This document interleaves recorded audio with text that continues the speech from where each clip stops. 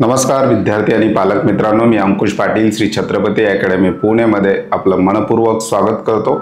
काल दिवसभरात नीट UG 2025च्या result संदर्भात वेगवेगळ्या बातम्या आलेल्या होत्या। मध्य प्रदेश हायकोर्टाने नीट यूजी 2025चा जो काही रिझल्ट आहे त्याच्यावर होल्ड आणलेला होता। त्या होल्डला उत्तर आता भारत सरकारने दिलेलं आहे आणि भारत सरकारने सुद्धा आपलं म्हणणं कोर्टासमोर मांडलेलं आहे। या संपूर्ण प्रकरणामधील पुढील अपडेट्स काय आहेत याविषयी डिटेल डिस्कशन आपण आजच्या व्हिडिओमध्ये पाहणार आहोत। चॅनलवर नवीन असाल तर अशाच माहितीपूर्ण व्हिडिओसाठी श्री छत्रपती अकॅडमी पुणेच्या YouTube चॅनलला सबस्क्राइब करा। त्याचबरोबर अशाच प्रकारचे महत्त्वाचे अपडेट्स तुम्हाला व्हॉट्सअपवर हवे असतील तर डिस्क्रिप्शन बॉक्समध्ये आमच्या व्हॉट्सअप चॅनलची सुद्धा लिंक दिलेली आहे। त्या लिंकवर क्लिक करून तुम्ही सहज आमच्या व्हॉट्सअप चॅनलला सुद्धा जॉइन होऊ शकता। व्हिडिओ सुरू करण्यापूर्वी श्री छत्रपती अकॅडमी पुणेचं हे कट ऑफ मंत्र ॲप आहे। बऱ्याचशा विद्यार्थ्यांनी वेगवेगळ्या कोचिंग क्लासेसच्या आन्सर कीवरून आपला जो काही स्कोर आहे नीटचा तो प्रेडिक्ट केलेला आहे। त्या स्कोरच्या बेसिसवर तुम्हाला कुठलं कॉलेज मिळू शकतं 7 कोर्सेसची माहिती आपण त्याच्यामध्ये दिलेली आहे। प्लॅटफॉर्म फी भरून तुम्ही त्या ठिकाणी कॉलेजेस पाहू शकता। त्याचबरोबर फ्रीमध्ये या ठिकाणी अशा प्रकारच्या काही नीट संदर्भातले अपडेट्स येत असतील किंवा अशा प्रकारे रिझल्ट संदर्भातले काही महत्त्वाचे अपडेट येत असतील तर त्या ठिकाणी न्यूज अँड अलर्ट्स असा सुद्धा टॅब दिलेला आहे। त्या ठिकाणी तुम्ही ह्या सगळ्या वेगवेगळ्या प्रकारच्या बातम्या त्याचबरोबर काउन्सिलिंगचे अपडेट त्या ठिकाणी पाहू शकता। ॲप डाउनलोड केलं नसेल तर डिस्क्रिप्शन बॉक्समध्ये अँड्रॉइडची सुद्धा लिंक दिलेली आहे आणि आयफोन iOSची सुद्धा लिंक दिलेली आहे। त्या लिंकवर क्लिक करून विद्यार्थी ॲप डाउनलोड करून त्या ठिकाणी लॉग इन करून त्या ठिकाणी डिटेल पाहू शकतात। मूळ विषयाकडे परत येऊयात।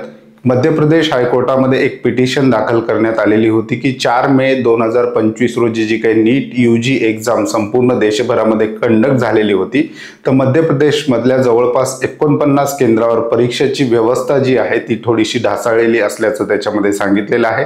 त्यातल्या त्यात जे काही 11 सेंटर होते इंदोरमधले त्या ठिकाणी लाईट नसल्यामुळे विद्यार्थ्यांना पेपर देण्यामध्ये अडचणी निर्माण झाल्यामुळे काही विद्यार्थ्यांनी मध्य प्रदेश हायकोर्टामध्ये धाव घेतलेली होती आणि मध्य प्रदेश हायकोर्टाने विद्यार्थ्यांचं म्हणणं ऐकून घेऊन त्या ठिकाणी नीट यूजी 2025चा जो काही रिझल्ट आहे तो रिझल्ट होल्डवर ठेवलेला होता। त्याला नंतर भारत सरकारने सुद्धा उत्तर दिलेलं आहे। आपल्या बाजूनी भारत सरकारने आपलं म्हणणं मांडलेलं आहे। तर भारत सरकारच्या म्हणण्यानुसार काय भारत सरकारने आपलं म्हणणं मांडलेलं आहे, आपले सॉलिसिटर जनरल तुषार मेहता यांनी कोर्टामध्ये व्हिडिओ कॉन्फरन्सिंगद्वारे आपलं म्हणणं मांडलेलं आहे आणि भारत सरकारने सांगितलेलं आहे की निश्चितच इंदोरमधल्या 11 सेंटरवर विद्यार्थ्यांना काही त्या ठिकाणी इश्यूज आले असतील पेपर सोडवताना, परंतु या रिझल्टवर लागलेल्या होल्डमुळे संपूर्ण देशभरातील विद्यार्थ्यांवर त्याचा परिणाम होऊ शकतो। त्याच्यामुळे संपूर्ण देशभरातील जो काही रिझल्ट आहे तो लावण्याची परमिशन देण्यात यावी आणि 11 सेंटर जे आहेत त्या संदर्भातलं उत्तर आम्ही लवकरच कोर्टापुढे सादर करू। त्या संदर्भातला डिटेल रिपोर्ट आम्ही कोर्टापुढे येत्या 2 दिवसामध्ये सादर करू असं सांगितलेलं आहे। आणि सुप्रीम कोर्टाने मध्य प्रदेश हायकोर्टाने भारत सरकारचं जे काही म्हणणं आहे ते ॲक्सेप्ट केलेलं आहे आणि सरकारला 2 दिवसाची मुदत दिलेली आहे। त्या 11 सेंटर बाबतचा डिटेल रिपोर्ट त्या ठिकाणी देण्यास सांगितलेलं आहे। याच्यामध्ये कोर्टाने बऱ्याचशा ज्या काही ऑथॉरिटीज आहेत त्यांना सुद्धा नोटीस पाठवल्याच्या बातम्या वेगवेगळ्या न्यूज पोर्टलवर येतात। MSCB म्हणजेच इलेक्ट्रिसिटी डिपार्टमेंट जे आहे, जसं आपल्या महाराष्ट्रामध्ये MSCB असतं तसं मध्य प्रदेशचं जे काही इलेक्ट्रिसिटी डिपार्टमेंट आहे त्यांना सुद्धा त्या ठिकाणी नोटीस पाठवलेली आहे की त्या दिवशी कशामुळे लाईट गेलेली होती।